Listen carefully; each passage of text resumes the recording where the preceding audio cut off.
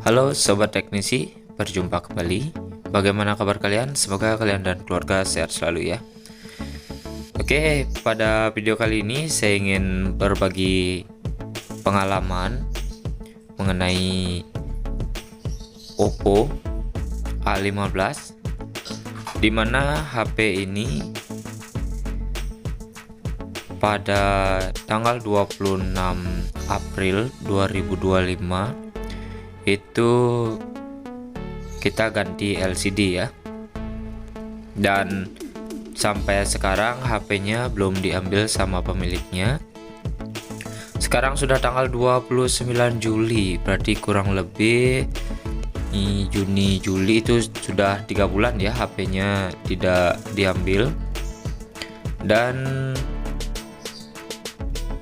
setelah saya bongkar tadi beberapa HP ya, itu maksud saya cek HP, dan ini salah satunya. Setelah saya cek ternyata HP-nya malah mati total.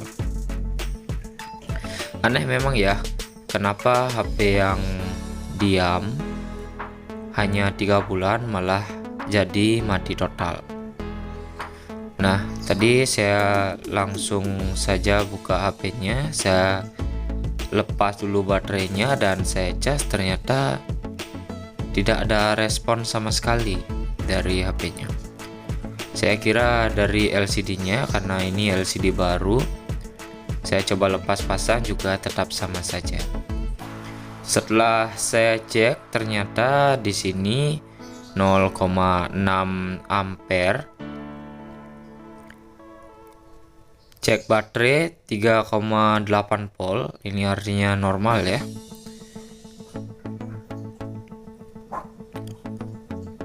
Lanjut saya cek bebas 5,2 volt, artinya normal.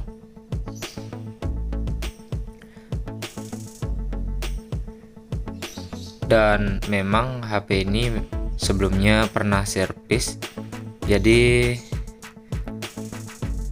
lanjut kita gunakan Orion skematik untuk cek HP-nya.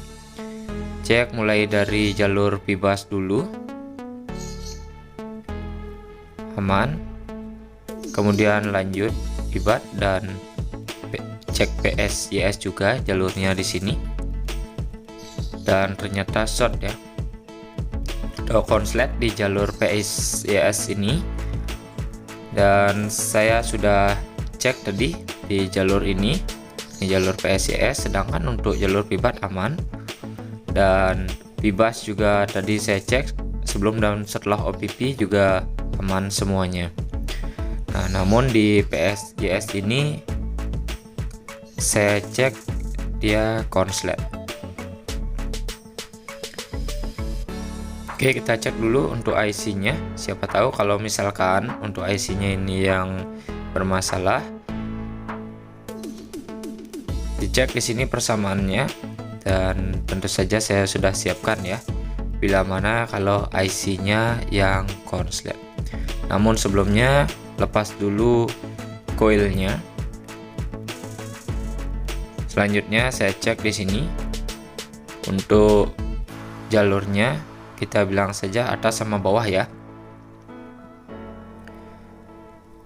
Untuk jalur yang di atas itu masuk ke IC, dan jalur bawah juga sama masuk ke IC ya.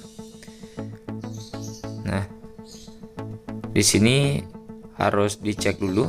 Nah, atas aman. Dan cek pada IC OPP ini. Kita gunakan bitmap tentunya.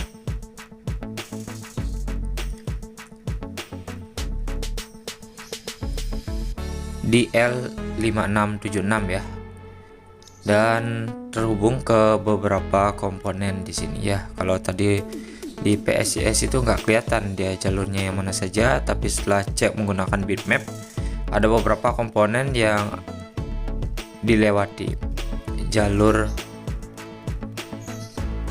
yang short ini ya, atau yang konslet ini. Oke, lanjut kita kembali fokus ke handphonenya. Saya gunakan Rosin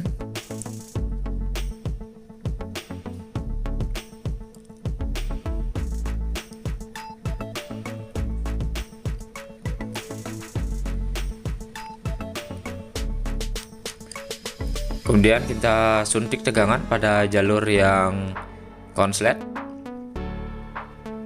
Nah, itu kelihatan ya, ada satu komponen yang meleleh. Oke, mari kita ulangi kembali biar teman-teman bisa lihat lebih jelas lagi. Nah, itu ya, satu komponen meleleh. Nah, lanjut kita cek pada bitmap di sini R5644.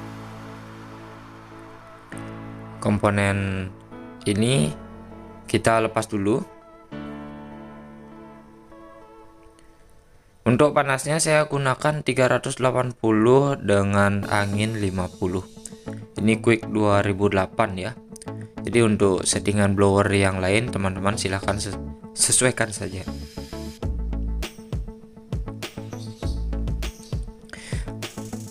Baik, komponen yang short tadi sudah terlepas. Seperti biasa saya kipasin ya kembali mesinnya, karena kalau panas terlalu berlebih itu bahaya ya, apalagi ini dekat sama CPU.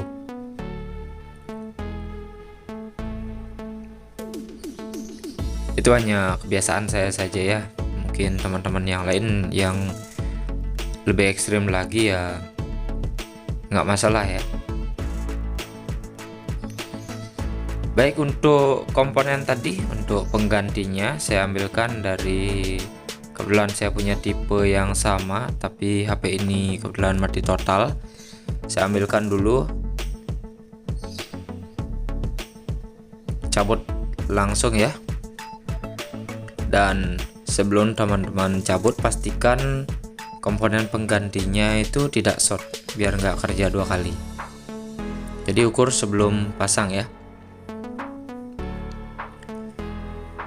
Oke, lanjut.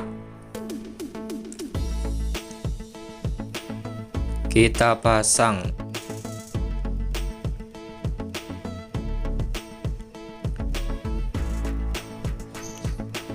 Ingat, sebelum pemasangan diukur dulu komponennya, baik itu resistor, kapasitor, atau dioda seperti itu. Dipastikan tidak short. Lanjut, kita pasang coilnya ya.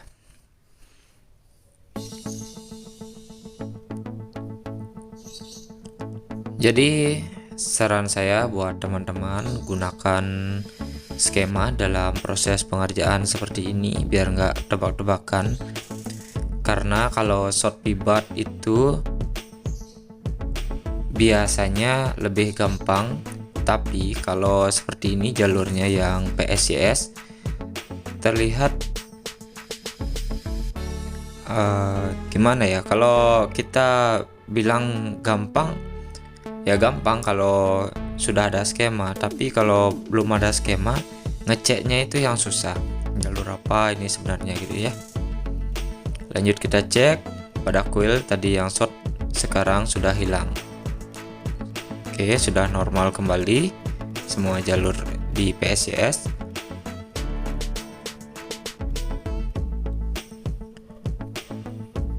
Ini hanya gara-gara diam saja ya 3 bulan dan HP-nya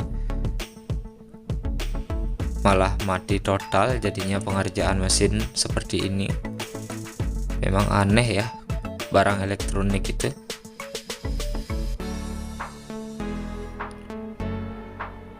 Kita diamkan, cuan belum dapat, modal belum balik, malah HP-nya mati.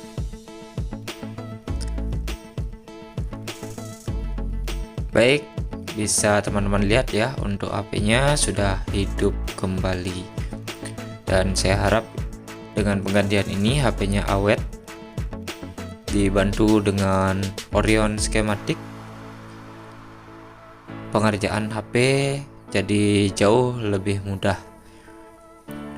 Dan tentu saja untuk komponen yang tadi yang diganti itu,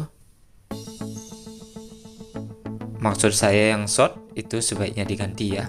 Tadi short pada jalur PSYS ini, itu pengecekan di awal tadi ya.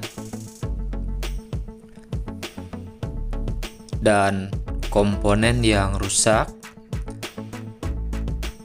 misalkan kapasitor yang rusak seperti itu teman-teman silakan diganti saja, jangan hanya dibuang, karena penting sekali setiap komponen pada handphone itu.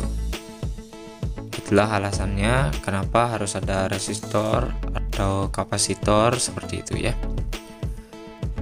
Baik,